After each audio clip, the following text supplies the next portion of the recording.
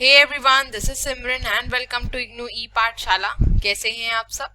उम्मीद करती हूँ बहुत अच्छे होंगे और अपने घर में सेफ होंगे और अपनी प्रिपरेशन भी आप रेगुलर बेसिस पे कर रहे होंगे। तो आज हम डिस्कस करेंगे एक नई unit, that is unit 11 regional economic groupings के बारे में। डिस्कस करेंगे कि रीजनल इकोनॉमिक ग्रुप्स होते क्या हैं, क्या नीड है ऐसे ग्रुप्स की। फिर हम डिस्कस करेंगे forms of regional economic groups, जो कि बहुत इंपॉर्टेंट है, ठीक है। फिर हम डिस्कस करेंगे difference between multilateralism and regionalism के बारे में और जानेंगे क्या रहा इम्पैक्ट रीजनल इकोनॉमिक ग्रुपिंग्स का, ठीक है। तो चैनल के साथ बने रहिएगा और वीडियो को एंड तक जरूर देखिएगा। और इससे पहले हम ऑलरेडी अपना 10th चैप्टर कंप्लीट कर चुके हैं, that is multilateral trading system. तो अगर आप में से किसी ने नहीं देखा है वो, तो प्लीज देख लीजिएगा। मैंने उसकी ऑलरेडी प्लेलिस्ट बना दी है ताकि आप इजिली देख सके वीडियोस को, आप लोग को इधर उधर ढूंढना ना पड़े। और अगर आप मेरे चैनल पे न्यू हैं तो मेरे चैनल को लाइक, शेयर और सब्सक्राइब करना मत भूलिएगा और बेल आइकन को भी जरूर प्रेस कर दीजिएगा ताकि जब भी मैं वीडियोस को अपलोड करूं उसका नोटिफिकेशन आपके पास जरूर जाए। तो बिना किसी देर के हम अपने सेशन को स्टार्ट करते हैं। तो सबसे पहले हम देख लेते हैं कि रीजनल इकोनॉमिक ग्रुपिंग्स का आइडिया कहाँ से आया, ठीक है। For the fullest exploitation of the production potential of modern techniques, certain countries having small internal geographical markets have attempted to organize themselves into regional groupings. The economic integration in the broadest sense means the unification of the distinct economy into a single larger economy. अब जितनी भी small economy की countries होती हैं वो fully exploit नहीं कर पाती हैं रिसोर्सेज को या मॉडर्न टेक्निक्स को, ठीक है। तो उन्होंने क्या किया, जितनी भी स्मॉल इकोनॉमी कंट्रीज थी उन्होंने एक ग्रुप बना लिया, एक ग्रुप ऑर्गेनाइज कर लिया जिसमें कि वो इजिली ट्रेड कर सके, ठीक है। तो इन्हीं को नाम दिया गया था रीजनल ग्रुपिंग्स, ठीक। रीजनल ग्रुपिंग्स का क्या मतलब हुआ कि एक पर्टिकुलर रीजन को, एक पर्टिकुलर ज्योग्राफिकल एरिया को कंसिडर करके जो छोटी इकोनॉमी की कंट्रीज हैं वो क्या कर लेती हैं, इंटीग्रेट कर लेती हैं, एक ग्रुप बना लेती हैं, ठीक है। तो the economic integration in the broadest sense means unification of distinct economy into a single larger economy, ठीक है। तो हर इकोनॉमी का अपना अलग पैटर्न है, हर इकोनॉमी एक अलग तरीके से चल रही है। तो डिस्टिंक्ट इकोनॉमीज हैं, ठीक, उनको क्या करा गया, एक लार्ज इकोनॉमी बना लिया गया एक ग्रुप में क्रिएट करके, ठीक है। तो thus the economic integration refers to an arrangement whereby two or more countries combine into a large economic region through the removal of discontinuities and discriminations existing along the national frontiers while following a common tariff and trade policies against the countries outside the group. तो economic integration क्या होता है, देखिए दोनों word से आपको clear हो रहा होगा, मतलब इकोनॉमी को इंटीग्रेट करना, ठीक है।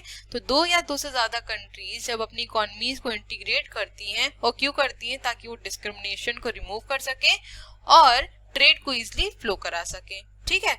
तो जो कंट्रीज रीजनल इकोनॉमिक ग्रुप के अंदर हैं वो कुछ बेनिफिट्स उठाती हैं, लेकिन जो कंट्रीज रीजनल ग्रुप के अंदर नहीं है या नॉन मेंबर कंट्रीज हैं उनके ऊपर कॉमन टैरिफ्स और ट्रेड पॉलिसीज को इम्पोज किया जाता है, या जो मेंबर कंट्रीज होती हैं वो एक सेम पैटर्न पे टैरिफ और ट्रेड पॉलिसीज लगाती हैं नॉन मेंबर कंट्रीज पे, ठीक है।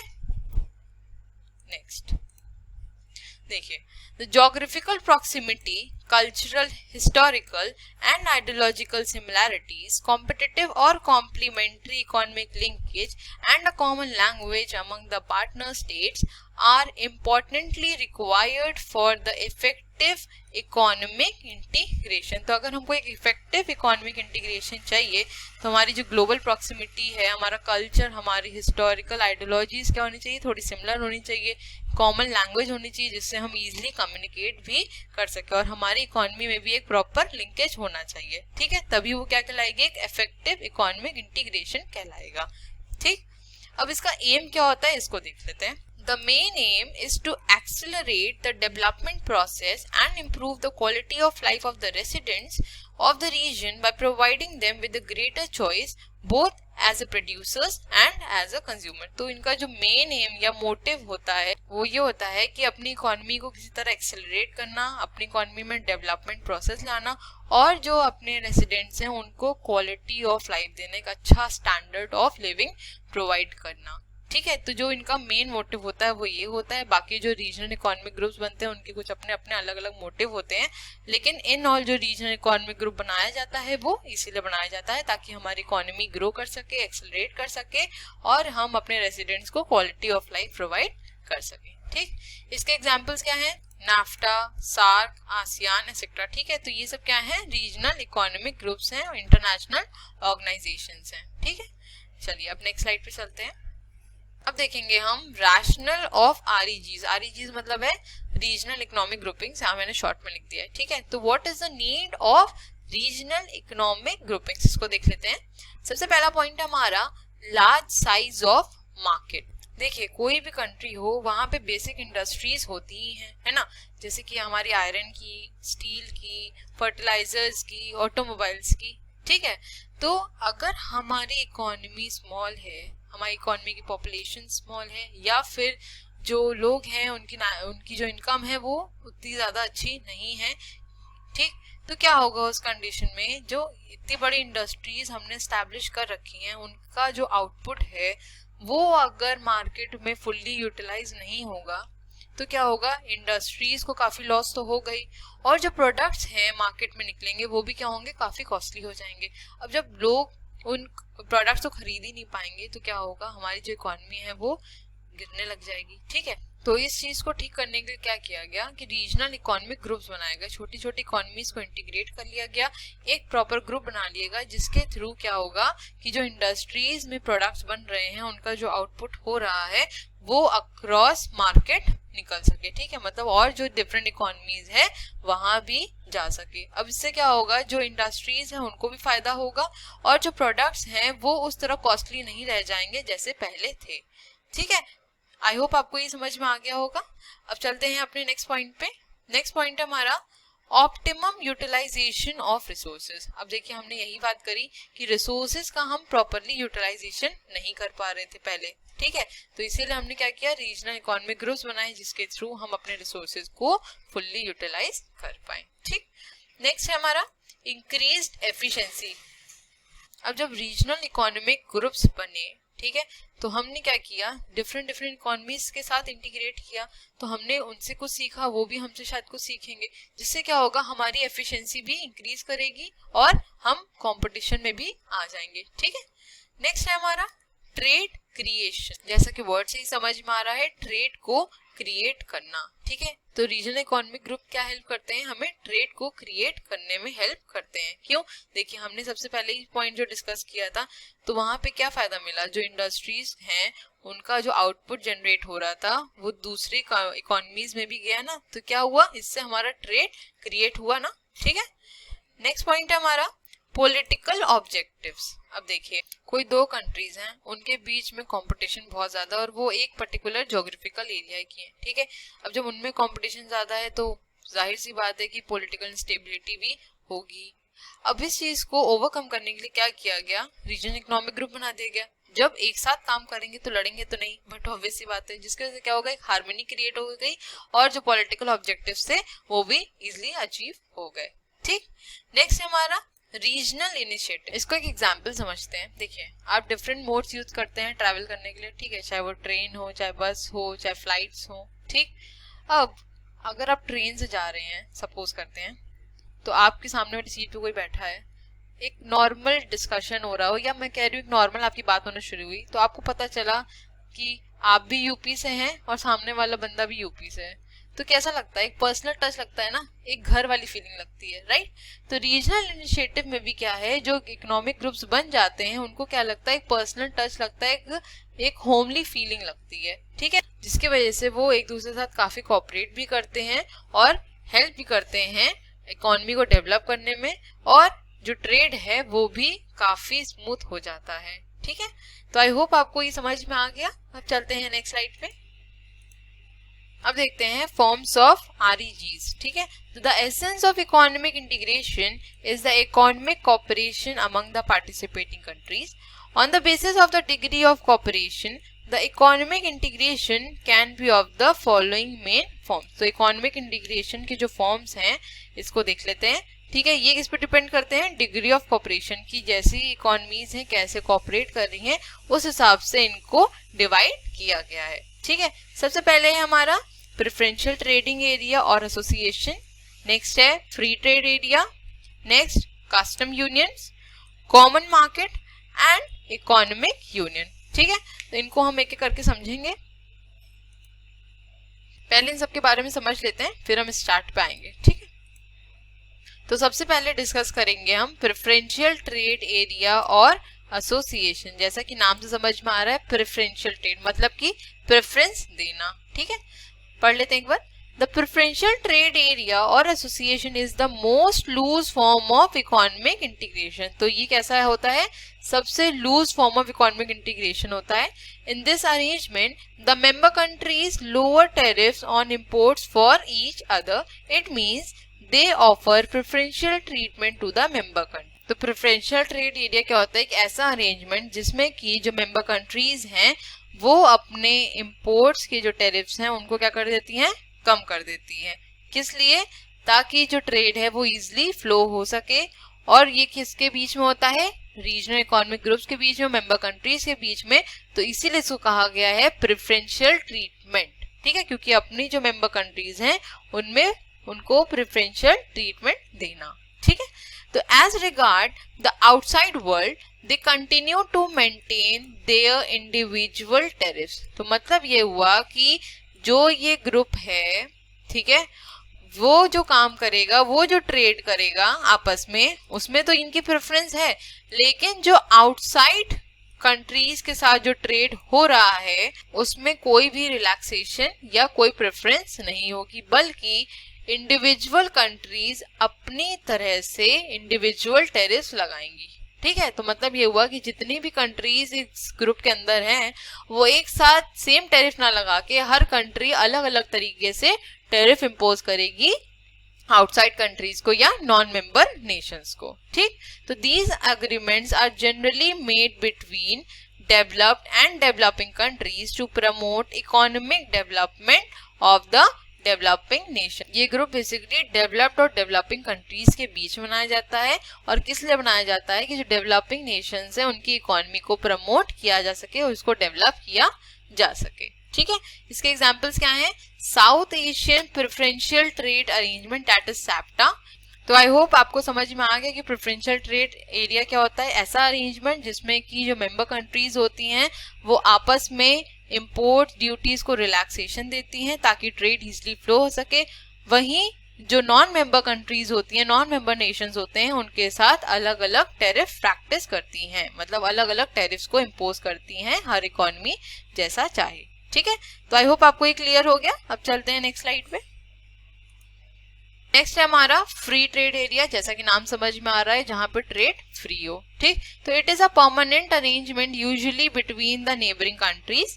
It involves complete removal of the tariffs on goods. तो फ्री ट्रेड एरिया क्या होता है, ऐसा एरिया जहां पे गुड्स पे कोई भी टैरिफ इम्पोज नहीं होता है। ठीक है, जो ट्रेड है वो फ्री होता है। However, it is not applied to agricultural sector, fishing और service sector। ठीक है, इस पे अप्लाई नहीं होता है।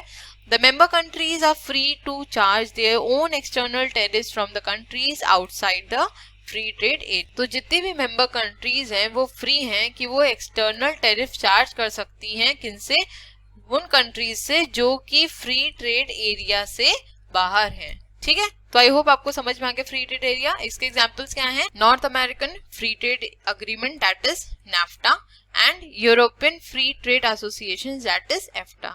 ठीक है, तो आई होप ये क्लियर हो गया। अब चलते हैं नेक्स्ट स्लाइड पे। देखिए, ये फ्री ट्रेड एरिया का ही एक एग्जांपल है जहां पे आप देख रहे हैं कंट्री ए, कंट्री बी और कंट्री सी के बीच में क्या है, फ्री ट्रेड है। ठीक है, लेकिन कंट्री डी बाहर है। ठीक, तो यहाँ पे कैसा है कि जो कंट्री ए है वो अलग टैरिफ इम्पोज कर रही है, कंट्री बी अलग इम्पोज कर रही है, कंट्री सी अलग इम्पोज कर रही है। तो मतलब कहने का ये है कि आपस में जो कंट्रीज है वो फ्री ट्रेड एरिया में काम कर रही है, लेकिन जो बाहर दूसरी कंट्री है उसके साथ हर कंट्री अपना अलग ट्रीटमेंट कर रही है। ठीक, आई होप ये क्लियर हो गया। अब चलते हैं नेक्स्ट स्लाइड पे। अब है हमारा कस्टम्स यूनियन। इसको समझ लेते हैं। A more formal type of integration among two or more countries is the custom union. In this form of integration, the member countries abolish all tariffs and other barriers on trade among themselves. As regards the rest of the world, they adopt a common external tariff and commercial policy. देखिए, custom union में क्या होता है, similarly काम करता है जैसे free trade area काम करता है। फ्री ट्रेड एरिया में हमने क्या डिस्कस किया कि जो इम्पोर्ट ड्यूटीज होती हैं उनको पूरी तरह खत्म कर देना, अबॉलिश कर देना, ठीक है। तो कस्टम यूनियन में भी क्या है कि जो कंट्रीज है वो अपने टेरिफ्स और बैरियर्स को क्या करो, रिमूव कर दिया। लेकिन ये फ्री ट्रेड एरिया से कैसे अलग है ये देख लेते हैं। देखिए, फ्री ट्रेड एरिया में हमने क्या डिस्कस किया था कि जो मेंबर कंट्रीज हैं वो क्या कर सकती हैं, जो नॉन मेंबर कंट्रीज हैं उनके ऊपर एक्सटर्नल टैरिफ्स इंपोज कर सकती हैं जैसे वो चाहें, ठीक। लेकिन कस्टम यूनियन में क्या है, एक कॉमन एक्सटर्नल टैरिफ पॉलिसी बनाई जाएगी और वही इंपोज किया जाएगा नॉन मेंबर कंट्रीज के ऊपर। मतलब कि जो इकोनॉमिक रीजन के अंदर जो मेंबर कंट्रीज हैं वो अलग अलग टैरिफ्स को नहीं इंपोज करेंगी नॉन मेंबर कंट्रीज के ऊपर, बल्कि एक कॉमन टैरिफ पॉलिसी बना दी जाएगी और वही इंपोज की जाएगी नॉन मेंबर कंट्रीज के ऊपर, ठीक है। तो आई होप आपको क्लियर हो गया हो कस्टम यूनियन क्या होता है और फ्री ट्रेड एरिया क्या होता है, ठीक है। देख लेते हैं यहाँ पे भी। The custom unions and free trade area are similar in respect of abolition of all trade barriers for the member countries, but the custom union is distinct from the free trade area in respect of the common external tariff against the non-member countries, जो कि अभी हम discuss किए भी, ठीक। So in case of free trade area, the member countries retain their own tariffs and other trade barriers against the non-member countries. तो free trade area में क्या था, जो कंट्रीज थी वो क्या कर रही थी, अपने अपने टेरिफ्स को इम्पोज कर रही थी नॉन मेंबर कंट्रीज के ऊपर, ठीक है। Thus, customs union is a more closely knit form of integration than the free trade area. In a custom union, all the member countries act as a single economic unit against the non-member countries. तो इसका क्या मतलब हुआ कि जो custom union में जो countries हैं वो क्या है, एक सिंगल इकोनॉमिक यूनिट की तरह एक्ट करती हैं फॉर नॉन मेंबर कंट्रीज। मतलब कि जो पॉलिसीज बना दी जाती हैं वो क्या होती हैं, कॉमन होती हैं और वही इम्पोज की जाती हैं नॉन मेंबर कंट्रीज के ऊपर। तो इसीलिए जो कस्टम यूनियंस में जो कंट्रीज होती हैं वो क्या होती है, सिंगल इकोनॉमिक यूनिट की तरह एक्ट करती हैं, ठीक। तो आई होप ये क्लियर हो गया। देखिए, इसके एग्जांपल्स क्या हैं, southern African custom union and west African custom unions, ठीक। देखिए एग्जांपल ये भी देख लीजिए। यहाँ क्या दिख रहा है हमको कि कंट्री ए, कंट्री बी और कंट्री सी ट्रेड में है, ठीक है, और कंट्री डी क्या है, नॉन मेंबर कंट्री हो गई, ठीक। और ये जो बना है ये क्या है, हमारा कॉमन एक्सटर्नल बैरियर। मतलब कि ये क्या काम कर रही है, हमारी जो कॉमन पॉलिसीज, जो हमने कॉमन टैरिफ पॉलिसीज बनाई हैं एक्सटर्नल कंट्री के लिए या नॉन मेंबर कंट्री के लिए, ठीक। तो आई होप आपको समझ में आ गया कस्टम यूनियन क्या है। अब चलते हैं अपनी नेक्स्ट स्लाइड पे। नेक्स्ट है हमारा common market. The common market signifies a more unified arrangement among a group of countries than the customs union. The common market involves the abolition of tariffs and trade restrictions among the member countries and adoption of a common external tariff. It goes even beyond that and allows free movement of labor, capital, technology, etc. ठीक, अब ये क्या है, custom union जो चीजें follow करता है same common market में भी है, प्लस इसमें जो ऐड हुआ वो क्या हुआ, हमारे production factors, that is labour, capital and technology, ठीक है। This is done to employ the best resources in the best possible manner. और ये इसलिए किया गया ताकि जो बेस्ट रिसोर्सेज हैं उनको एक प्रॉपर ढंग से और एक प्रॉपर जगह पे एम्प्लॉय किया जा सके, ठीक।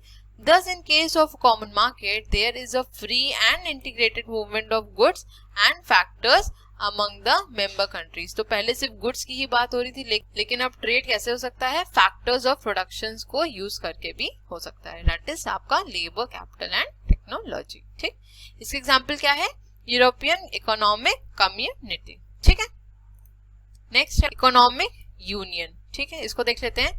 the most advanced form of economic integration involving the greatest degree of cooperation is the economic union. ठीक, तो in case of an economic union, 2 or more countries form a common market. In addition, they proceed to harmonize and unify their fiscal, monetary, exchange rate, industrial and other socio-economic policies. The member countries attempt to have a common currency and banking system. तो economic union क्या है? सबसे advanced form है हमारा economic integration का, जिसमें कि हम common market के जो features हैं उनको तो add करते ही हैं, लेकिन उसके साथ साथ क्या है, हम जो इकोनॉमी है उसको भी हार्मोनाइज करने की कोशिश करते हैं. जैसे कि नाम समझ रहे हैं आप, इकोनॉमिक यूनियन मतलब इकोनॉमी को यूनाइट करना. ठीक है, इकोनॉमी को मिलाना. ठीक, तो इकोनॉमी को हार्मोनाइज करते हैं कैसे? उसकी physical, monetary policy, exchange rate और अदर सोशियो इकोनॉमिक पॉलिसीज के थ्रू. ठीक, और इसमें जो मेंबर कंट्रीज होती हैं उनके क्या देखा जाता है कि कॉमन करेंसी और उनका जो बैंकिंग सिस्टम का पैटर्न होता है वो भी लगभग सेम होता है. ठीक है, तो इसका एग्जाम्पल क्या है? European union. ठीक, तो आई होप आपको ये क्लियर हो गया. देखिए, मैंने आपसे कहा था स्टार्ट को हम सबसे बाद में देखेंगे. तो ये क्या है? एक हायरार्किकल चार्ट है. ठीक है, सबसे पहले हमने बात किया था प्रेफरेंशियल ट्रेडिंग एग्रीमेंट के बारे में, जिसमें क्या था? रिड्यूस थे टैरिफ और स्पेशल कोटास मिल रहे थे. ठीक, फिर आया हमारा फ्री ट्रेड एरिया, जहां पे फॉर्मल ट्रेडिंग हो रही थी और free trading between the countries. Countries के बीच में कैसी ट्रेडिंग थी? फ्री ट्रेडिंग थी. नेक्स्ट आया हमारा कस्टम यूनियंस, जहां पे फ्री ट्रेड एरिया वाले नॉर्म्स तो कंप्लीट हो रहे थे, प्लस कॉमन एक्सटर्नल टैरिफ भी एड ऑन किया गया है ना. ठीक, नेक्स्ट है हमारा कॉमन मार्केट. अब कॉमन मार्केट में क्या था? जो पैटर्न कस्टम यूनियन, जो फीचर्स कस्टम यूनियन में थे वो क्या है? कॉमन मार्केट में तो आए, plus free mobility of factors, that is आपके लेबर, कैपिटल, टेक्नोलॉजी एक्सेट्रा. ठीक, फिर लास्ट आया हमारा इकोनॉमिक यूनियन, जो कि सबसे एडवांस वर्जन है हमारा इकोनॉमिक इंटीग्रेशन का. इसमें क्या है? कॉमन मार्केट के जितने फीचर्स थे वो इंक्लूड हुए, प्लस कॉमन इकोनॉमिक पॉलिसीज, मतलब जो इकोनॉमीज को हार्मोनाइज किया वो इसमें ऐड हुआ. ठीक है, तो ये पूरी हायरार्किकल है. देख रहे होंगे आप कि जैसे जैसे ये बढ़ता जा रहा है वैसे वैसे जो पहले के फीचर्स हैं वो दूसरे में ट्रांसफर हो रहे हैं, प्लस जो एड ऑन फीचर है वो भी ऐड हो रहा है. ठीक है, तो आई होप अब क्लियर हो गया होगा आपको. और अगर पेपर में क्वेश्चन आए तो एक बार ऐसा डायग्राम बना दीजिएगा तो काफी अच्छा भी लगेगा. ठीक है, और आपको नंबर भी काफी अच्छे मिल जाएंगे. ठीक, चलिए अब चलते हैं अपनी हम नेक्स्ट स्लाइड पे. अब देखते हैं difference between multilateralism and regionalism के बारे में. ठीक है, देखिए मल्टीलेटरलिज्म क्या होता है? ऐसा ट्रेड जिसमें कि हर कंट्री एक दूसरे के साथ ट्रेड कर रही है. ठीक है, लेकिन रीजनलिज्म का क्या मतलब हुआ? नाम से समझ में आ रहा है, जो एक पर्टिकुलर रीजन, एक पर्टिकुलर ज्योग्राफिक एरिया के अंडर में जो ट्रेड हो रहा है वो क्या कहलाता है? रीजनलिज्म कहलाता है. ठीक है, तो इसको एक बार पढ़ लेते हैं. Multilateralism refers to the system under which business enterprises from different countries can trade with each other under the conditions of fair and equitable competition. तो यहाँ पे कोई प्रेफरेंस नहीं होती है, ना कोई ट्रेड रिलैक्सेशन होता है, ना कोई बैरियर रिलैक्सेशन होता है. सब लोग फेयर और इक्विटेबल कंपटीशन में प्ले करते हैं.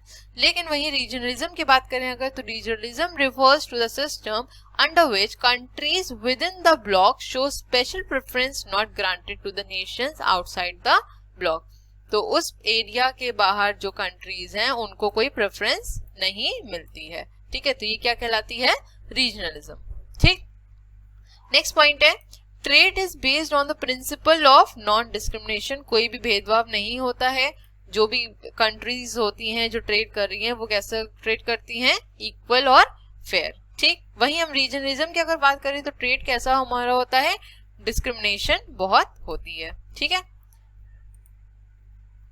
नेक्स्ट पॉइंट है to the maximum extent possible protection has to be provided through tariffs only. अब मल्टीलेटरलिज्म में क्या है? अगर हमको प्रोटेक्शन प्रोवाइड करनी है तो सिर्फ टेरिफ्स के फॉर्म में प्रोवाइड की जा सकती है.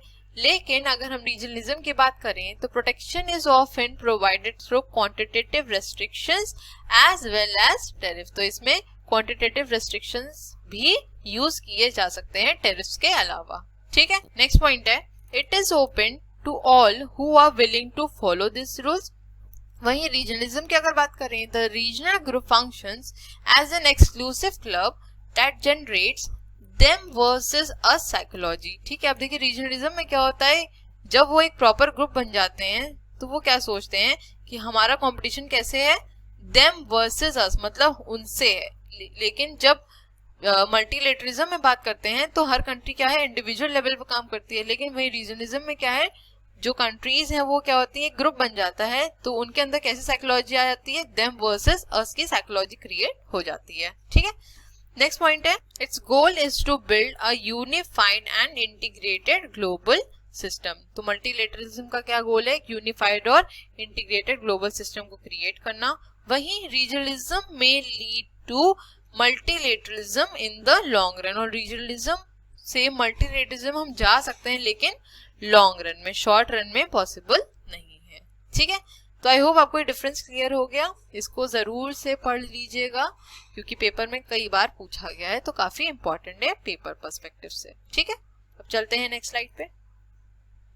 अब समझते हैं impact of regional economic groupings. अब रीजनल इकोनॉमिक ग्रुपिंग्स का क्या इम्पैक्ट पड़ा, इसको देख लेते हैं। सबसे पहला पॉइंट है हमारा ट्रेड डाइवर्जन।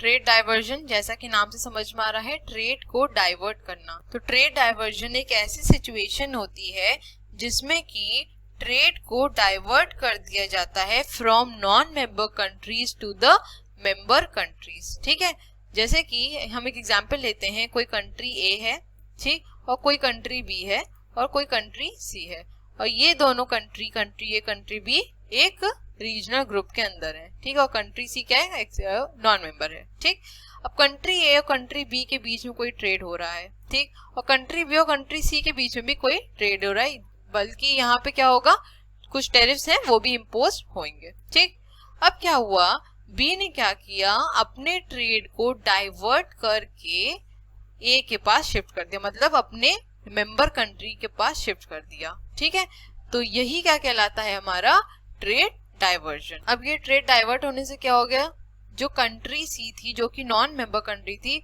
उसको काफी ज्यादा लॉस सफर करना पड़ गया होगा। ठीक है, तो ये क्या इम्पैक्ट पड़ा रीजनल इकोनॉमिक ग्रुप का, कि अगर एक इकोनॉमिक ग्रुप बन गया तो नॉन मेंबर कंट्री को काफी लॉस झेलना पड़ गया। ठीक है, नेक्स्ट है हमारा ट्रेड क्रिएशन। जैसा कि हमने डिस्कस किया था कि ट्रेड को क्रिएट करने की कोशिश करना। ठीक है, तो जो जितने भी रीजनल ग्रुप्स हैं उन्होंने जब एक इकोनॉमिक इंटीग्रिटी करी, मतलब एक रीजनल ग्रुप बनाया, तो इसके से क्या हुआ, ट्रेड क्रिएट हुआ।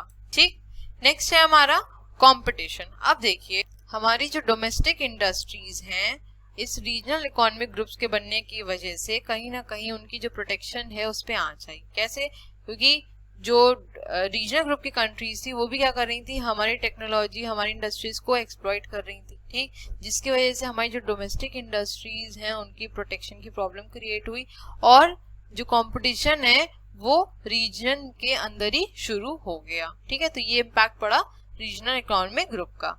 नेक्स्ट है हमारा economies of scale and ease of entry. अब जब हमारी इकोनॉमी काफी स्मॉल थी और प्रोडक्शन ज्यादा हो रहा था उस हिसाब से, तो क्या हो रहा था, वहां पे condition diseconomies of scale हो रही थी। ठीक है, तो हमको इस सिचुएशन को रेक्टिफाई करने के लिए क्या करना पड़ा, रीजनल इकोनॉमिक ग्रुप बनाना पड़ा, ताकि जो प्रोडक्शन हो रहा है, जो आउटपुट जनरेट हो रहा है, वो और कंट्रीज में भी शिफ्ट किया जा सके और जो हमारी इंडस्ट्रीज है उनको बचाया जा सके। तो रीजनल इकोनॉमिक ग्रुप का सबसे बड़ा फायदा क्या हुआ, ये इम्पैक्ट क्या पड़ा कि इकोनॉमीज ऑफ स्केल की सिचुएशन भी क्रिएट हो गई, और जो कंट्रीज आपस में ट्रेड कर रही थी, या हो सकता है कि वो इजीली ट्रेड नहीं कर पा रही थी, उनका क्या हुआ कि वो इजीली एंटर कर पाई दूसरी कंट्री में। ठीक है, वहां के रिसर्च एंड डेवलपमेंट को एक्सप्लॉइट कर पाई और उनकी मशीन्स, फिक्चर्स, प्लांट्स को यूज कर पाई। ठीक है, तो ये इम्पैक्ट पड़ा रीजनल इकोनॉमिक ग्रुप्स का। नेक्स्ट पॉइंट है हमारा reduction in the marketing cost. अब जब प्रोडक्शन लार्ज स्केल में हो रहा है, वो भी एक ग्रुप के अंदर होने लग गया, तो उसकी वजह से क्या हुआ, जो हमारी प्रोडक्शन कॉस्ट थी और हमारी जो मार्केटिंग कॉस्ट थी उसमें भी क्या हुआ, एक डाउनफॉल आया, एक रिडक्शन हमने देखा। ठीक है, वहीं अगर हम बात करें तो जो हमारी स्मॉल इकोनॉमी थी जब, तो क्या हो रहा था, हमारी कॉस्ट बहुत ज्यादा आ रही थी, है ना। तो जब रीजनल इकोनॉमिक ग्रुप बन गया तो क्या हुआ, हमारी जो प्रोडक्शन कॉस्ट, हमारी जो मार्केटिंग कॉस्ट है, उसमें भी हमने रिडक्शन देखा है, डाउनफॉल देखा। ठीक है, अब है impact of foreign direct investment flow. अब जब रीजनल इकोनॉमिक ग्रुप्स एक साथ बन गए, इंटीग्रेट हो गए, तो ऑब्वियस सी बात है इन्वेस्टमेंट अपॉर्चुनिटीज भी काफी ज्यादा बढ़ जाती हैं। ठीक, लास्ट पॉइंट है हमारा मर्जर्स एंड एक्विजिशन। देखिए मर्जर और एक्विजिशन के बारे में ऑलरेडी डिस्कस कर चुके अपने पिछले वीडियो में। तो मर्जर्स क्या होते हैं, जब एक या एक से ज्यादा कंपनीज मर्ज होती हैं और कोई एक नई यूनिट बनती है, वो क्या होती है मर्जर। और एक्विजिशन में क्या होता है, जब एक कंपनी दूसरी कंपनी को अक्वायर कर लेती है, वो क्या होता है एक्विजिशन। ठीक, तो रीजनल इकोनॉमिक ग्रुप्स हेल्प करते हैं क्रॉस बॉर्डर मर्जर्स और एक्विजिशन में, जिसकी वजह से क्या होता है, जो ट्रेड है वो काफी इजीली फ्लो हो सकता है। क्योंकि अगर हम नई नई कंपनीज के साथ मर्जर्स करेंगे, एक्वायर करेंगे नई कंपनीज को, उसकी वजह से क्या होगा, डेवलपमेंट भी होगा, ट्रेड भी बढ़ेगा और लार्ज इकोनॉमिक ग्रुप्स भी फॉर्म हो जाएंगे, जिसकी वजह से हमें वर्ल्ड वाइड कॉर्पोरेशन भी मिलेगा। ठीक है, सो आई होप आपको यहाँ तक क्लियर हो गया और यहाँ पे हमारा चैप्टर खत्म हो जाता है। ठीक है, रीजनल इकोनॉमिक ग्रुपिंग्स आपका चैप्टर कंप्लीट हो गया है और पेपर के पर्सपेक्टिव से जो भी टॉपिक्स इंपॉर्टेंट थे मैंने यहाँ पे आपके साथ सब कुछ डिस्कस कर लिया है। एक बार आप भी प्रीवियस ईयर पेपर देख लीजिएगा और थोड़ा एनालाइज कर लीजिएगा, आपको पता चल जाएगा कि जो भी टॉपिक्स इंपॉर्टेंट थे मैंने यहाँ पे आपके साथ डिस्कस कर लिए हैं। ठीक है, तो thank you so much for watching. Please channel को लाइक शेयर सब्सक्राइब करना मत भूलिएगा और बेल आइकन को भी जरूर प्रेस कर दिएगा, ताकि मैं जब भी वीडियोस को अपलोड करूँ उसका नोटिफिकेशन आपके पास जरूर जाए। और फीडबैक भी जरूर दीजिएगा कि आपको वीडियोस कैसी लग रही हैं और अगर कुछ इम्प्रूवमेंट की जरूरत है तो प्लीज वो भी बताइएगा। ठीक है, सजेशंस आर ऑलवेज वेलकम। और मैं आपको एक इन्फॉर्मेशन और दे दूं कि मैं जल्द ही आपके साथ कुछ इम्पोर्टेंट क्वेश्चंस भी डिस्कस करूंगी, तो परेशान मत होइए। ठीक है, चैनल के साथ बने रहिए, अपने फ्रेंड्स के साथ भी वीडियोस को शेयर करते हैं। और इस चीज के लिए परेशान मत होइए कि आपके पेपर्स कब होंगे। आई नो आप काफी ज्यादा कंसर्न हैं, लेकिन अपनी पढ़ाई पे फोकस करिए। अभी इग्नू की तरफ से कोई भी ऑफिशियल नोटिफिकेशन नहीं आया है तो हम लोग कुछ भी नहीं कह सकते हैं। बाकी मैं आपसे यही कहूंगी कि प्लीज फेक न्यूज से दूर रहिए, अपनी स्टडीज पे ध्यान दीजिए। बाकी अगर कोई नोटिफिकेशन आता है तो मैं आपको वीडियोस के जरिए इन्फॉर्म कर दूंगी। ठीक है, चलिए मिलते हैं नेक्स्ट वीडियो में। Stay safe, stay healthy, bye bye, take care.